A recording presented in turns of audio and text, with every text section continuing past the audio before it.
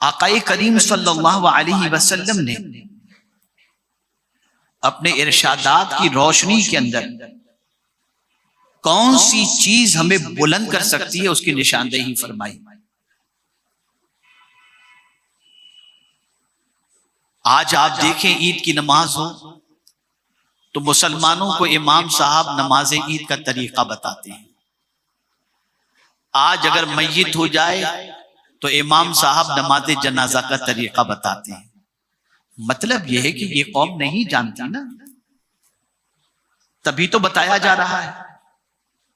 जो कौम खुशी में कैसे नमाज पढ़ी जाए वो न जानती हो, गम में कैसे नमाज पढ़ी जाए वो न जानती हो, ऐसी जाहिल कौम को अल्लाह तरक्की कहां से दे सकता है।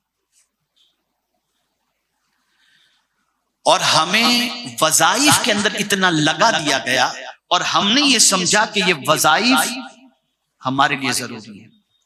अब चाहे वो वज़ाइफ का प्रोनाउंस, जैसे कि मैं आपको बताऊं सुबहान अल्लाह, बहुत बाईस फजीलत ये चीज है, लेकिन पढ़ने वाले को हा और हा में फर्क होगा तो उसका फायदा होगा। जब पढ़ने वाला ये जानता ही नहीं कि सुबहान अल्लाह के अंदर हा को कैसे अदा किया जाए, वो तो सुबहान अल्लाह कहता है। जब आज सलाम करना नहीं आता, हमारी कौम सलाम करती है अस्सलाम वालेकुम, उसे ये भी नहीं मालूम कि सलाम कैसे किया जाए। तो आप मुझे बताइए फायदा मिलेगा कैसे? इसी को मुझे आज समझाना है। और ये भी समझ लें कि बहुत सारे काम सवाब समझकर हम करते हैं, लेकिन अगर सुन्नत रसूल के मुताबिक नहीं है तो वो काम भी हमारे लिए मुफीद नहीं हो सकते। एक हदीस की रोशनी में समझाता हूं। उलमाए ज़वील एहतराम तशरीफ फरमाए, माशाअल्लाह मौलाना शमसुद्दीन साहब क़िबला तशरीफ फरमाए और सब तशरीफ फरमाए। आकाए करीम सल्लल्लाहु अलैहि वसल्लम कहीं तशरीफ फरमाते और 3 सहाबा के दिल में ये ख्याल पैदा हुआ कि चलो आज चलते हैं और हम मोमिनों की मां उम्मुल मुमिनीन के पास जाकर हुजूर सल्लल्लाहु अलैहि वसल्लम की इबादत और रियाजत के बारे में थोड़ा सा जानते हैं ताकि हम भी उस तरह से इबादत कर सकें। तीनों पहुंचे। पूछा गया कि आकाए करीम सल्लल्लाहु अलैहि वसल्लम के दिनों रात के मामूलात क्या हैं। तो उम्मुल मुमिनीन ने आने वालों से फरमाया कि सरकार सल्लल्लाहु अलैहि वसल्लम खाते भी हैं, नमाज भी पढ़ते हैं, आराम भी करते हैं, बीवी बच्चों के हुकूक भी अदा करते हैं। जब ये सारी तफसीलात उम्मुल मुमिनीन ने बता दी तो उन तीनों के दरमियान गुफ्तगू शुरू हुई और गुफ्तगू ये थी, सरकार सल्लल्लाहु अलैहि वसल्लम तो अल्लाह के आखिरी नबी, अल्लाह के महबूब हैं, लेकिन हमारा हाल तो वैसा नहीं है, तो हम किस तरह से जिंदगी काटें। तो एक ने कहा आज के बाद मैं कभी रोजा नहीं छोड़ूंगा, मुस्तकिल हर रोजाना रोजे से रहूंगा। दूसरे ने कहा मैं अपनी बीवी से कभी करीब नहीं होऊंगा। और तीसरे ने कहा मैं कभी नमाज नहीं छोड़ूंगा, कसरत से नमाज पढ़ता रहूंगा। इतने में मेरे आका सल्लल्लाहु अलैहि वसल्लम तशरीफ लाए और सरकार ने फरमाया तुम तीनों क्या बात कर रहे थे?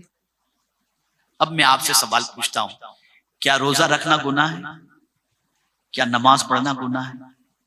नहीं है ना गुनाह। लेकिन सरकार सल्लल्लाहु अलैहि वसल्लम इरशाद फरमाते तुम लोग आपस में क्या बात कर रहे थे? उन्होंने जब बताया कि हम ये बात कर रहे थे तो मेरे आका सल्लल्लाहु अलैहि वसल्लम ने फरमाया सुनो, मैं सोता भी हूं, मैं आराम भी करता हूं, मैं हक़्क़े ज़ौजियत अदा भी करता हूं, मैं खाता भी हूं, मैं पीता भी हूं, मैं नमाज भी पढ़ता हूं। और सुन लो ये है मेरा तरीका, जिसने इस तरीके को छोड़ा वो मेरा है ही नहीं। तो बज़ाहिर तो ये इबादत नजर आती है, लेकिन हुजूर सल्लल्लाहु अलैहि वसल्लम के तरीके के खिलाफ होने की वजह से उस मकाम तक वो इबादत उसे नहीं पहुंचा सकती जिसका खुमार या जिसकी सोच उसके दिलो दिमाग के अंदर है। अब मैं आपको बताऊं, क्या आपके लिए बैठ के तस्बीह घुमाना जरूरी है? क्या आपके लिए परमानेंट रोजा रखना जरूरी है? नहीं। क्या आपके लिए अल्लाह की राह में जान देना जरूरी है? गलती कहां हुई उसे समझो। जो जरूरी था उसे गैर जरूरी समझा गया, जो कंपलसरी था उसे कंपलसरी नहीं समझा गया। लेकिन हुजूर सल्लल्लाहु अलैहि वसल्लम ने अपने इरशाद के जरिए उसकी अहमियत को उजागर किया। आक़ाए करीम सल्लल्लाहु अलैहि वसल्लम इरशाद फरमाते हैं, मन खरज फी तलबिल इल्म, जो इल्म की तलब में निकला है इल्म की तलब में, निकला है इल्म हासिल करने के लिए, निकला है एजुकेशन के लिए, लेकिन उस निकलने वाला जो रास्ते पे निकला है वो कौन सा रास्ता है? तो सरकार फरमाते हैं फहुव फी सबीलिल्लाह, वो अल्लाह के रास्ते में है, हत्ता यरजी, यहां तक कि वो लौटे अल्लाह के रास्ते में। अब अल्लाह के रास्ते को थोड़ा सा मैं समझा दूं तो और अच्छी तरह से आप समझ जाएंगे। अल्लाह का रास्ता कुरान मुकद्दस में अल्लाह अज़्ज़ा व जल्ल ने वाज़ेह लफ्जों में फरमाया, वाला तक़ूलू लिमन युक़तलू फी सबीलिल्लाह, अल्लाह की राह में कत्ल किए जाने वाले को मुर्दा न कहो, क्योंकि वो निकला है अल्लाह की राह में, जान लुटाने के लिए निकला, अल्लाह के रास्ते पर है, दीन की सरबुलंदी के लिए निकला। तो कुरान कहता है इसको मुर्दा न कहो। एक शहीद के जिस्म के चिथड़े चिथड़े हो जाते हैं, पूरे जिस्म के आज़ा को खत्म कर दिया जाता है, कभी कभी तो मुसला कर दिया जाता है, नाक कान हाथ सब ये काट के अलग कर दिया जाता है। आप मुझे बताओ उस शहीद का कितना ऊंचा मकाम होगा जिसने अपने रब की रजा की खातिर अल्लाह की राह के अंदर जान कुर्बान कर दिया। लेकिन जब मैं हजरत अब्दुल्ला इब्न मसूद का कौल पढ़ता हूं तो रोंगटे खड़े हो जाते हैं। हजरत अब्दुल्ला इब्न मसूद रदियल्लाहु ताला अन्हु, जो जलीलुल कद्र सहाबी, अगर मैं ये कहूं तो गलत न होगा कि इल्म उन पर नाज करता था, ऐसे जलीलुल कद्र सहाबी। वो हजरत अब्दुल्ला इब्न मसूद रदियल्लाहु ताला अन्हु फरमाते हैं कि कल बरोज़े क़यामत, आप समझिएगा अल्लाह की राह में जान देना इससे बढ़कर के क्या चीज होगी? सब कुछ तो लुटा दिया उसने, जिंदगी लुटा दी अल्लाह की राह में, इतनी बड़ी कुर्बानी उसने पेश की, ये नहीं कि तस्बीह और तहलील लेकर के बैठ गया था, जान कुर्बान कर दी।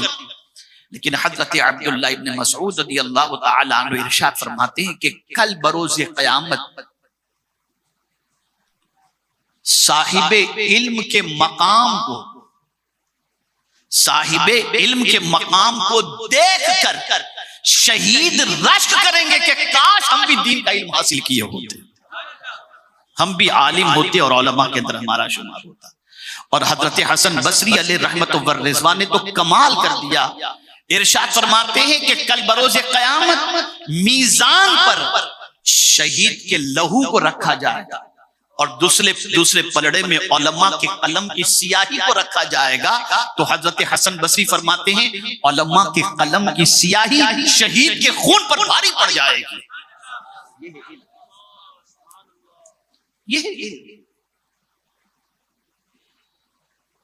और अगर अभी भी आपकी समझ में कुछ बात थोड़ी सी गहरा गुजर रही है या हेवी डोज हो रहा है तो मैं बहुत आसान से लफ्जों के अंदर एक हदीस के जरिए आपको समझा दूं। आका करीम सल्लल्लाहु अलैहि वसल्लम मस्जिद नबवी शरीफ के अंदर दाखिल हुए, दो हलके लगे हुए थे।